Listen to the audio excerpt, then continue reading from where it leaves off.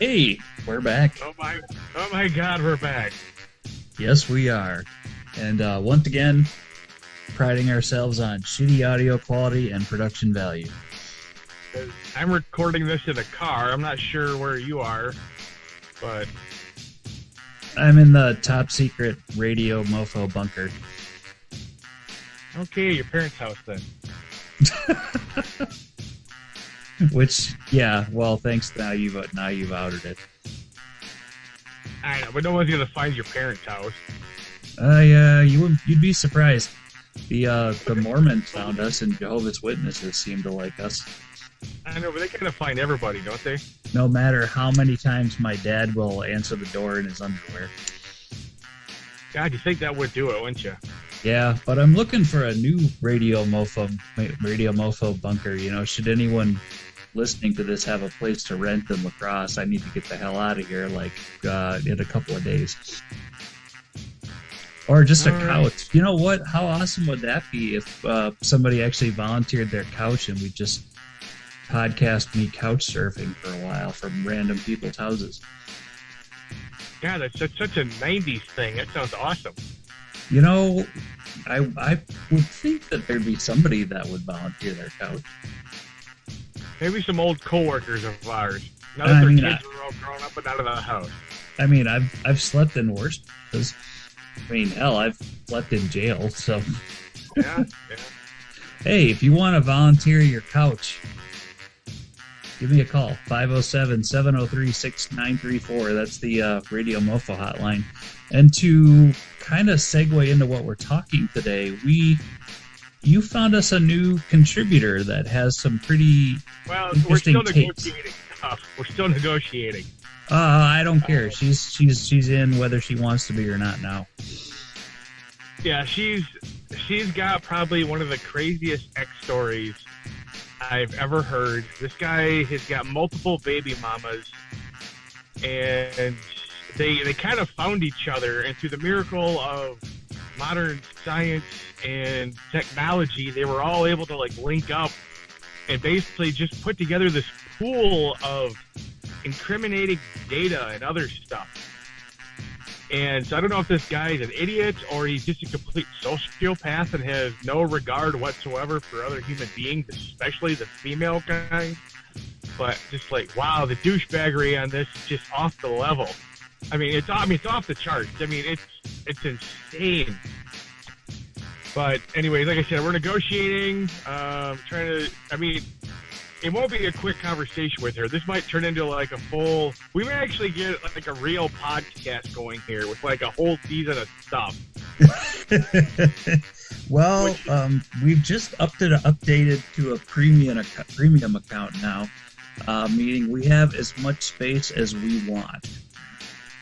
I know, but we don't have the production values of a real podcast. You know, I still consider us two guys bumblefucking their way through the internet.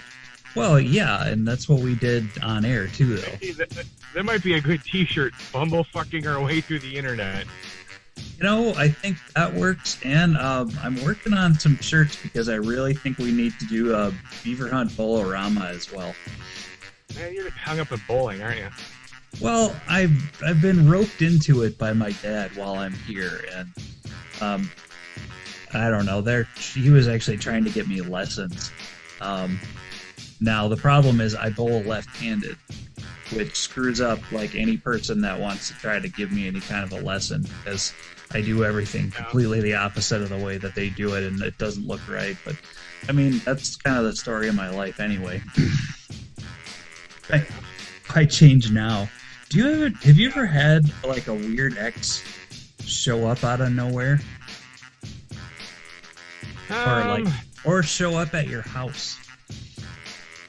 No, the last girlfriend, I caught her a couple times doing a drive-by past my house, and there was absolutely no reason for her to be anywhere near my house. She had no family or friends down that way. She had nothing else down that way. I think she was just seeing if there's another girl's car parked in my driveway, that kind of stuff.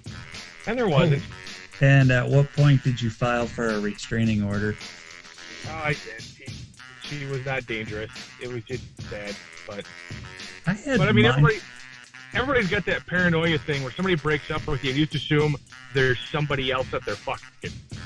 Yeah. And until you can prove it in one way or the other, it always just kind of hangs in the back of your mind.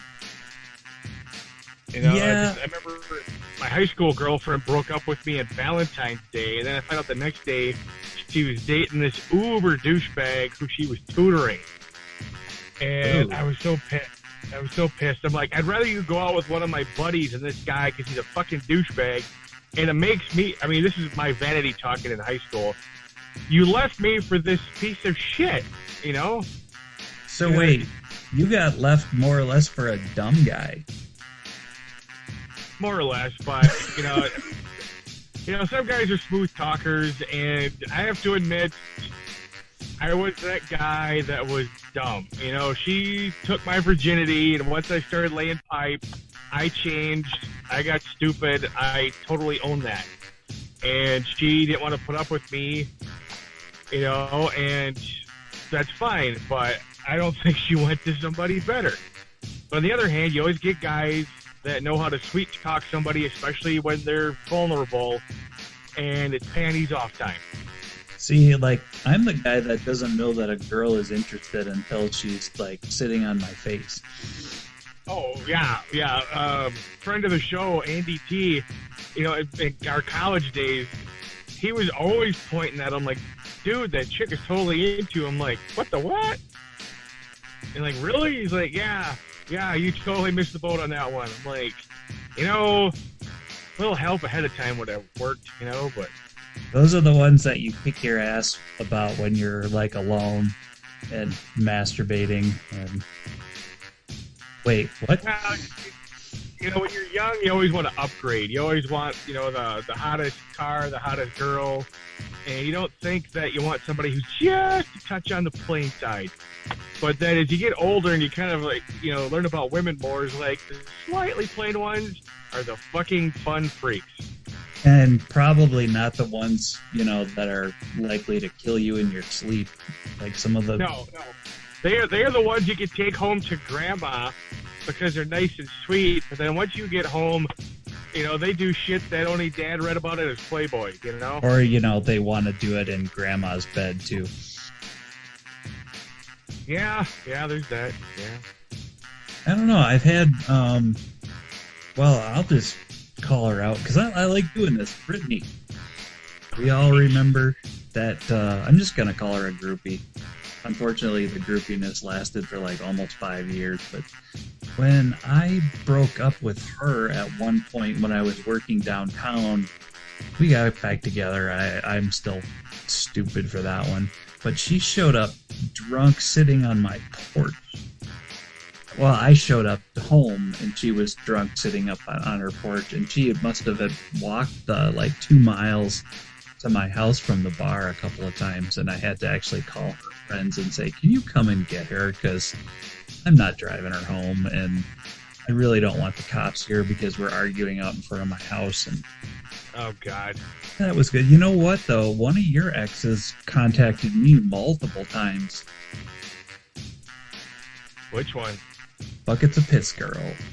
Oh yeah, she ended up kind of like maintaining conversations with some of my friends for some reason. Like yeah, you, it was some of the gals from the radio station, and some other people we had dinner parties with. I don't think the people that she was contacting knew how nuts she was, though. No, probably not. I mean, we only went out for like 6 months. It's not really enough time for super weird shit to sink in unless it's really, really out there. I think everyone just wanted you to settle down. Yeah, I've actually had coworkers say I'm a lot easier to work with when I'm getting laid. This is Stephanie told me that, and I'm like, wow, I'm not really sure how to process that. I mean, I know it can be kind of ornery sometimes, but I didn't think I was that bad. And obviously, you know, when you get the regular endorphin rush of your pipes getting cleaned, obviously you chill the fuck out. But geez, I didn't think I was that tough to work with. Because I'm an asshole all the time, I would say. So, are you offering? Yeah. All right. But this So, is one of those things that's always stuck in my head. I'm like, not sure how to process that. all right. So crazy X stories or X's showing up out of nowhere, right? That's what we're looking for. I don't share anything that's currently going through the courts. All right. Or Number. keep it real vague. Okay, sure. I guess it's up to them. But number, hotline, 507-703-6934. Leave a message. Maybe I'll pick up. I don't know. I guess I could. Even though I'm scared now that one of my crazy exes might call us. You know who I'd really like to call is, or to get a call, is for some reason, again, we have this weird contingent of listeners in Australia. I'm kind of wondering if, their ex stories would be like them getting killed by a boomerang or something like that. No. It's probably somebody throwing an X down an empty mine shaft or something like that, or being fed to dingoes or whatever. But anyways, want to show love to the Australians. Love their wines, especially Cab. Cab from Australia is awesome. It's highly underrated. So is their Riesling, but I digress. Much love to the Australians. Much love to all our people out there that have a good crazy X story.